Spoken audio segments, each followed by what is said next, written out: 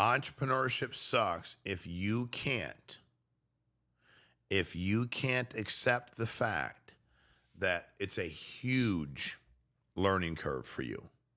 And what I mean by that is whatever you've done in your previous life and been successful, it's not that that's not amazing. It is amazing. But if you've never scaled or built a business or worked on profitability and income and expenses, and if you don't know how to actually have articulable goals and measure them, and you don't know what EBITDA is, and you don't know your PARs, if you've not done it before, you're gonna have to be open to getting help. And entrepreneurship will suck really, really bad if you decide, I got it. If your ego gets in the way. You have to understand, when I got into real estate at 20 years of age and went to the office the first time with my license and getting excited, I was looking around to see who was good. I wore people out. Hey man, how you doing? I see you do pretty good. I was in the meeting. If you don't mind me asking, if you don't mind, you know what I found? Some people didn't want to help. Some people didn't know, but some wanted to help and they did know, but they wanted something in return too. Whether it was my hard work, whatever it was, they wanted to make sure there was something they could get out of it as well, which I thought was fair. Or maybe they just wanted to be a good mentor and see me do well and feel good about what they did for me. That's cool too, because that happens.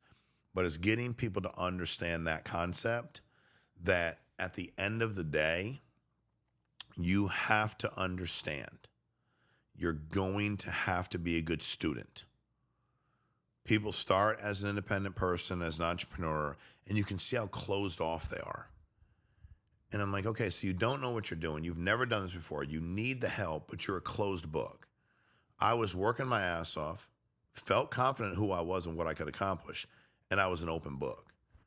It made it really hard for anybody to try to compete with me because of that. Because at the end of the day, man, like I was rolling and I was open, and that provided humility. And then the people I was working with, there's nothing worse than a guy or girl running a business that acts like they know it all. And then they cultivate a group of 10 or 20 or 30 people that act like they know it all. Ain't none of them knows anything. And now all of a sudden, how dangerous is that? It's really dangerous, dude, because nobody knows what they're doing. Like literally everybody out there doesn't know what they're doing, but everybody's a closed mind, closed book, or closed up. You have to know what you don't know. And as an entrepreneur, I was always looking to get better. I was watching what other people did. Sometimes I didn't say anything. I just watched. They're willing to do their job in front of me, and they were good at it, and I could observe. I was in. They're willing to make sales calls in front of me, whether they just happened to be in the office or not. I was in. They were going to do training at the sales meeting, and I was in the office. I was in. They're like, hey man, you want to take a ride with me, and we're going to go out and see this new subdivision. I'm in. Hey man, I know you just gotten involved in life insurance, but I'm going to a meeting with this insurance carrier. You want to go? I'm in. Dude, my first meeting, I was in Connecticut. Dude's like, you want to go to Syracuse, New York? I was like, sure. He's like, I think it's a 6-hour drive. I'm like, I didn't ask. Dude, I don't know what I'm doing yet. And you might not know everything. You might not even be that good, but I'm going to learn from you. And if you're not good and I watch you, then I know what not to do. So entrepreneurship will suck if you're not an open book, if you're not willing to be taught, if you're not willing, and people are always like, it's caught, not taught, because there's all these cute sayings out there. Dude, listen, man, you got to catch it in your heart. You got to be willing to do it. I agree with all that. But you also need to know what the hell you're doing. When I got in the waste management business, I had already been successful in business. I've been very successful in real estate, very successful in life insurance. And I violated this rule, and it sucked. I didn't ask anybody for help. Man, I had it all figured out. Didn't talk to one person that had been in the business. Not one. Didn't really do much market research aside from I own a huge property management company. I spent a lot of money on dumpsters. I can buy my own dumpsters. Get a buddy of mine who's already got the license to drive a roll-off truck, pick them up, buy myself some roll-off trucks, some dumpsters, and go to work. I didn't do any due diligence. And you know what? For 6, 7, 8 months, I thought, well, hell, I'm already been successful. What do I got to ask these guys? Look at me. Look what I've done.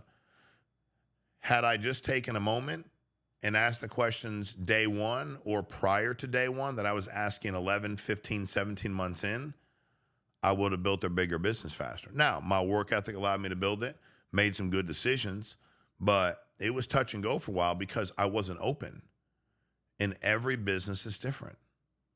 as good as I've been at the things I've done and the money I've been able to make and the business I've been able to scale, I've learned, man, you bring something to me I don't know anything about, dude, I'm all questions. I'm not trying to be, I don't want to be a know-it-all, dude. Those guys tend to not accomplish anything. Plus, I want to listen so you share as much as you can with me, whether it's to help me, it's because I'm competing with you, because I want the information. And I think that I've always run my business that way, man. I'll share with you what I'm doing. I mean, I'm going to kick your ass out anyway, I'm going to outwork you. But I'm just telling you that entrepreneurship will suck if you refuse to take advice from anybody. Keep an open mind will allow you to grow a much, much bigger business.